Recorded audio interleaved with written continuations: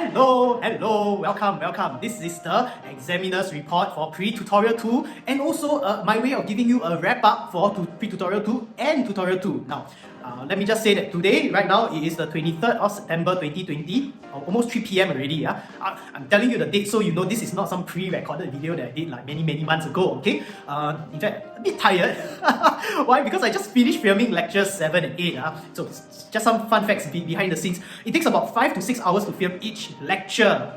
And it takes about 5 to 8 hours to edit each lecture video. Wow, very tiring.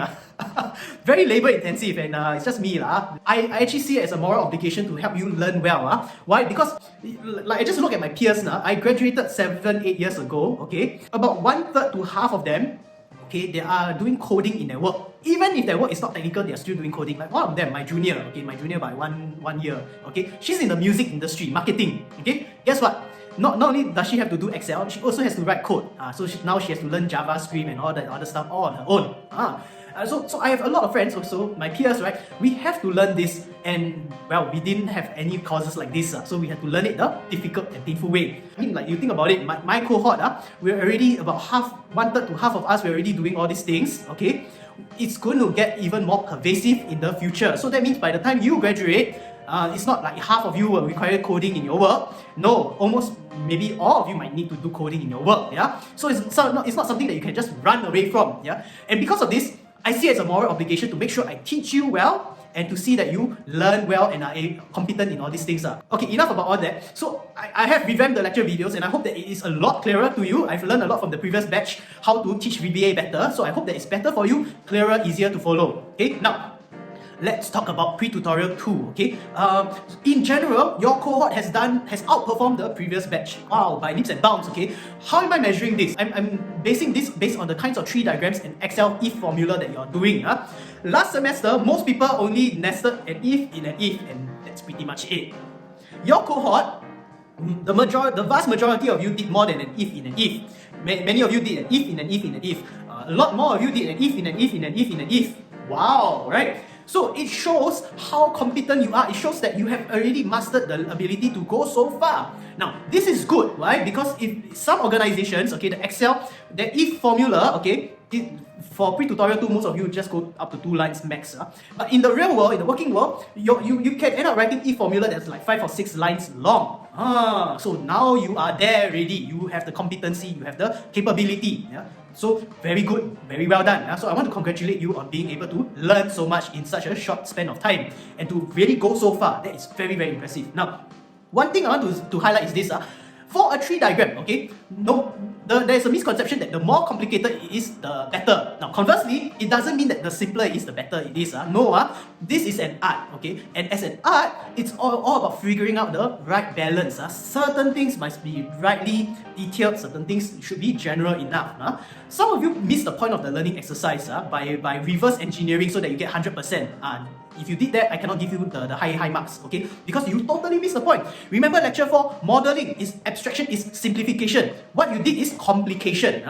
Now, let me explain to you what goes on in the real world so you understand why you shouldn't be doing reverse engineering.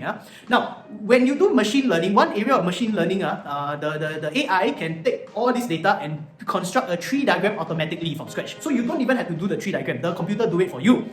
But the problem with this is when the computer generates the tree diagram, it is too precise, 100% fit the data that you feed it. So what happens? If I give it a new scenario, a new data set, so many errors, the accuracy will drop. So if you make something that will give you 100% accuracy for the given data set, what's going to happen?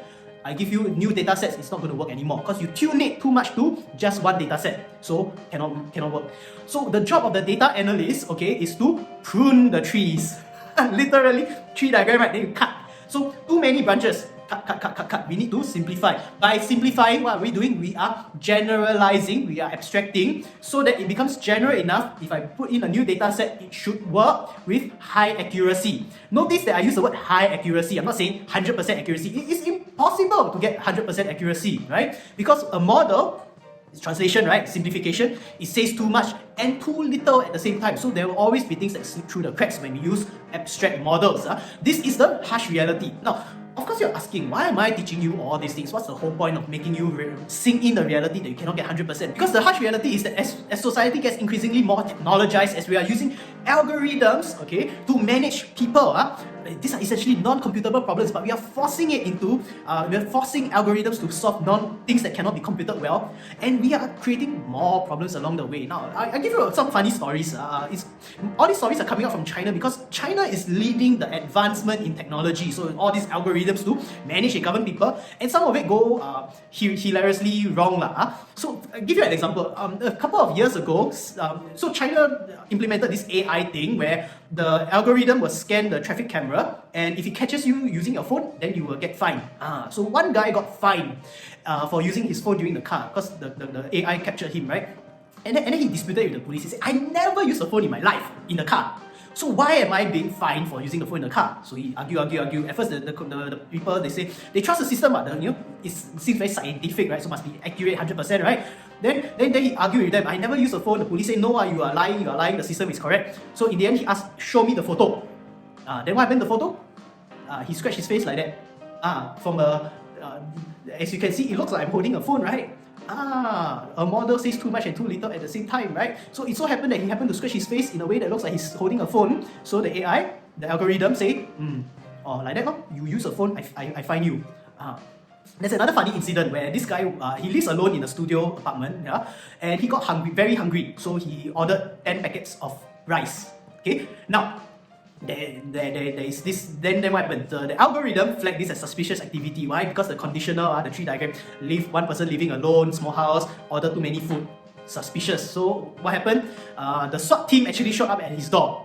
Knock, the SWAT team. Then the guy stunned like vegetable, right? Then the police asked, they search his house, they say, oh, why you order so many packets of rice?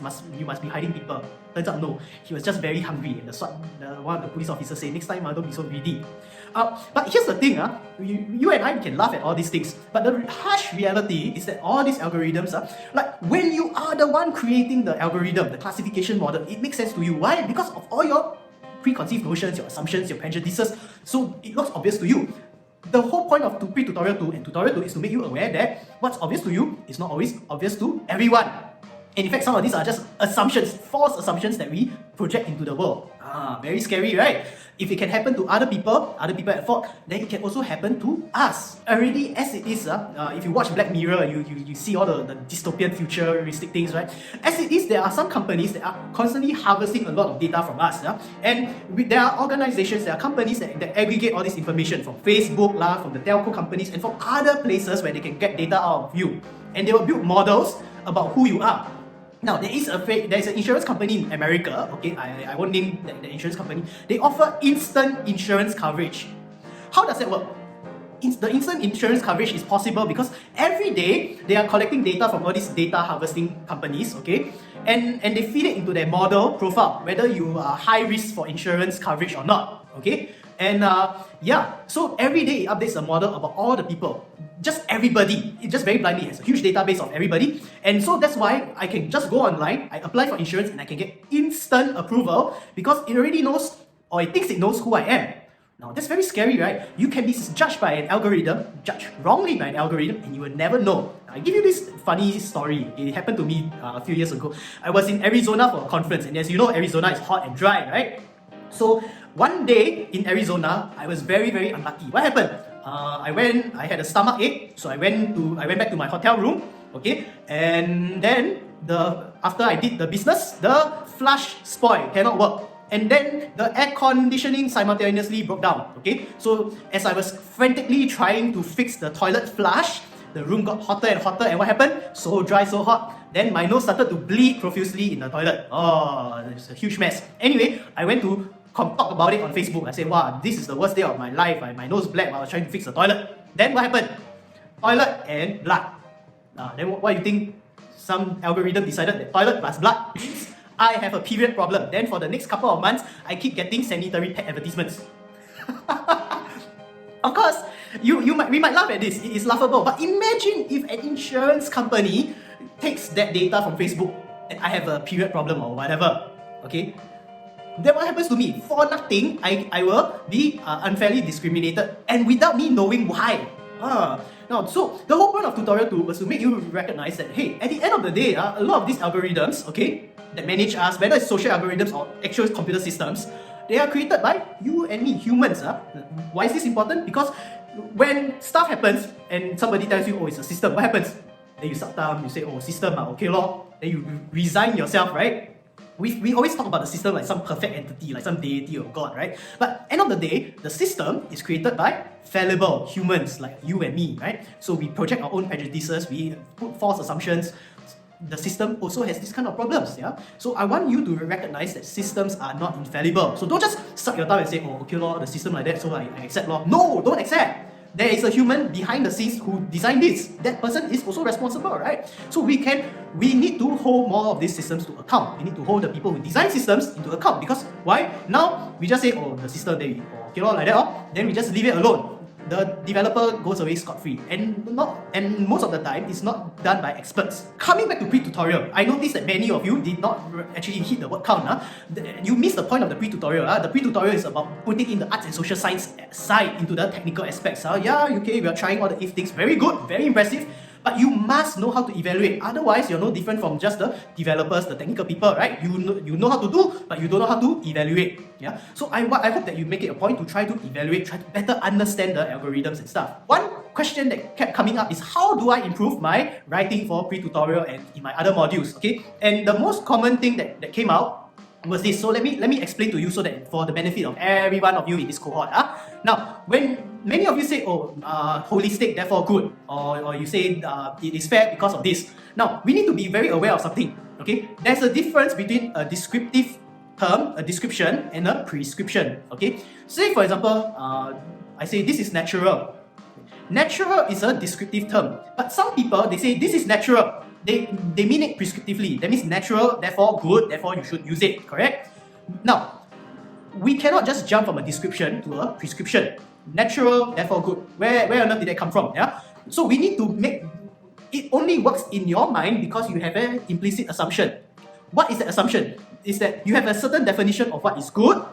Natural fits it. Therefore you can conclude that it is good. It's the same thing where if you say, oh, my model, my performance measure is very holistic. Holistic is a description. It is not a prescription. There's no value in it. No good, bad, right, wrong. What makes holistic good? Then you need to explicate it. You cannot just say, oh, holistic is good because it looks at many perspectives. Look at many perspectives is still a description, right? So we start from the prescription. By good, I mean this, or by fair, I mean this.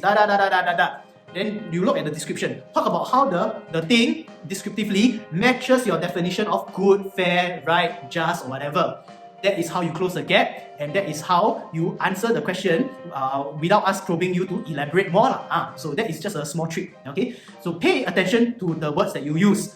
Am I using it descriptively or am I using it prescriptively? If I'm using it prescriptively, like natural, holistic, simple, then I need to be aware what are the assumptions. And as you have already learned so far, what is obvious to you is not always obvious to the other person. Okay? So now that is really all that I have to say about tutorial 2, pre-tutorial 2 and all the comments and feedback. So that is all. I wish you all the best. And enjoy the VBA videos. Okay? I really hope you take the time to learn because like it or not, once you graduate, you will eventually have to do some coding in your work.